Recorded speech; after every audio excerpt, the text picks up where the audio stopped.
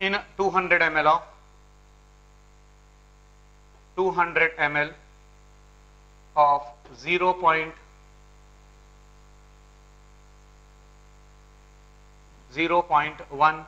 molar HCl solution.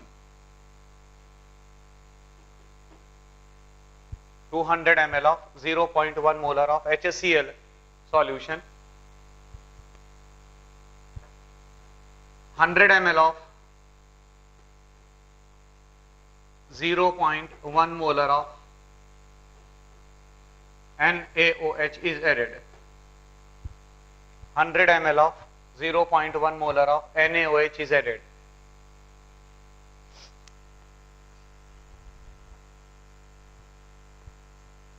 Calculate the pH. Calculate the pH of the resulting solution. Calculate the pH of the resulting solution.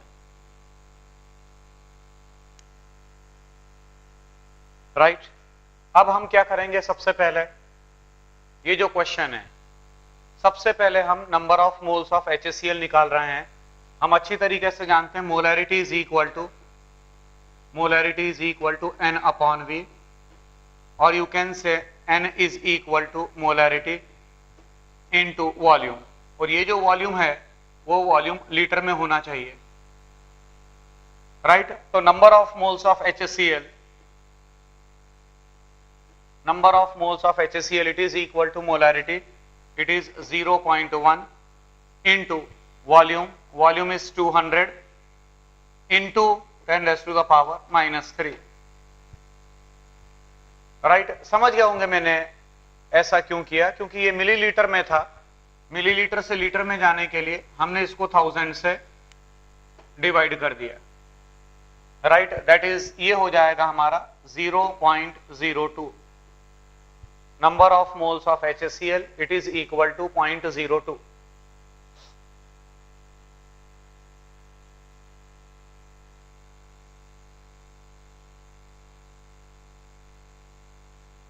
Right उसी तरीके से हम number of moles of NaOH predict करेंगे, that is equal to molarity into volume in litre. Right, molarity 0.1 into volume in liter 0.1, that is equal to 0.01.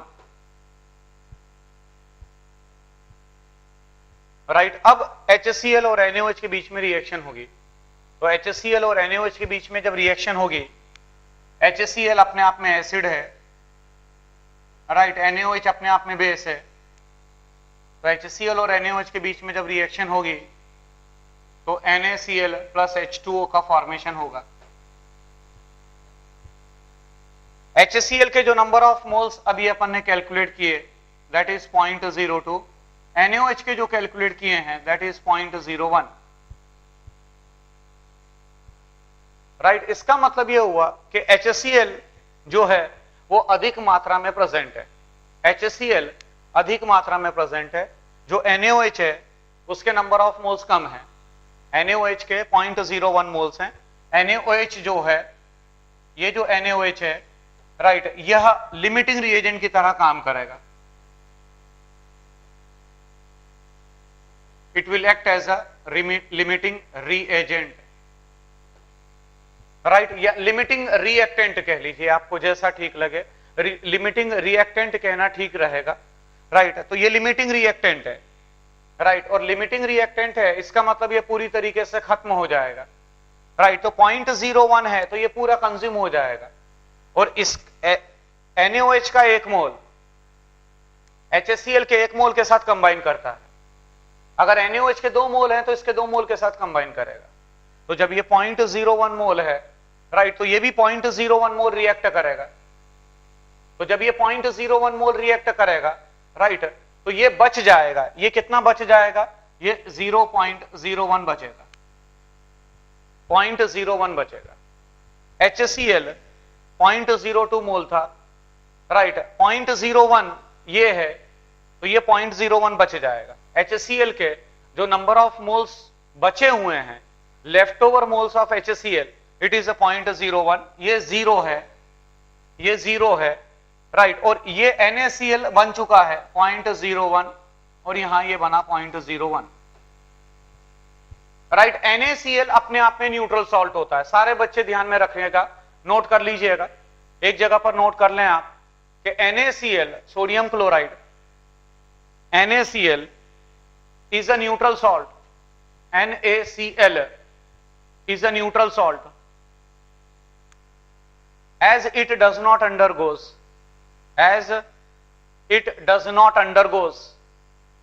hydrolytic reaction, as it does not undergo hydrolytic reaction, right. Hydrolytic reaction का क्या मतलब है ये आप आगे चलकर जान जाएंगे, राइट। उसको आगे चलकर आप जान जाएंगे। अभी आप इतना ध्यान में रखना कि NaCl जो है वो pH को इफेक्ट नहीं करता है वाटर के।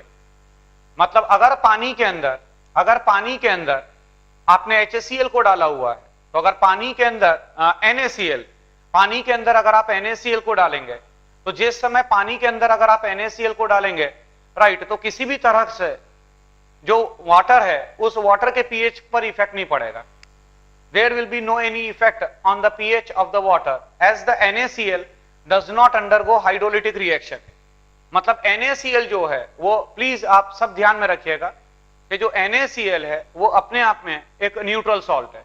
It comes in the category of a neutral salt, right. तो अब यहां पर जो HCl बचा हुआ है, HCl बच चुका है, HCl के 0.01 मोल बच चुके हैं। तो अब मैं क्या करूंगा कि जो लेफ्ट ओवर HCl है उसका मैं कंसंट्रेशन फाइंड आउट करूंगा। मतलब मैं बोलूंगा concentration of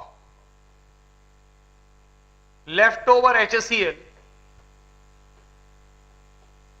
concentration of the leftover HCl, it is equal to 0.01 बच चुका है, right, 0.01 upon the volume in litre.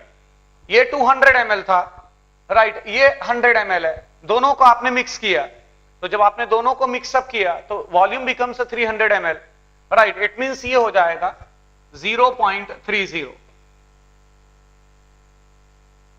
0.01 upon 0.30, right. ये क्या निकाला हमने, ये जो बचा हुआ HCl है, लेफ्ट ओवर HCl है, उसका आपने कंसंट्रेशन निकाला, that is equal to 1/30, right. आप सब अच्छी तरीके से जानते हैं कि जो HCl है वो HCl अपने आप में स्ट्रॉन्ग इलेक्ट्रोलाइट है, और HCl अपने आप में स्ट्रॉन्ग इलेक्ट्रोलाइट है, राइट। इसका मतलब ये हुआ कि वो ऑलमोस्ट पूरा आयोनाइज करेगा या कंप्लीटली आयोनाइजेशन माना जाएगा उसका।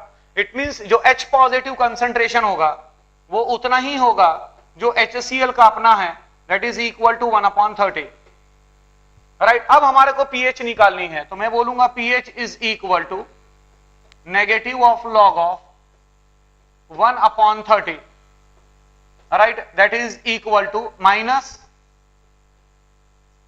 log 1 minus log 30,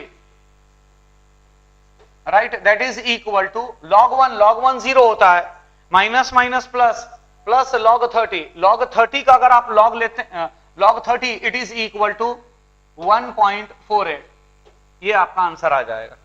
so the pH of the solution, जो pH होगा, जो हमारा फाइनल सॉल्यूशन होगा, उस फाइनल सॉल्यूशन का जो pH हमारे को मिलेगा दैट इज इक्वल टू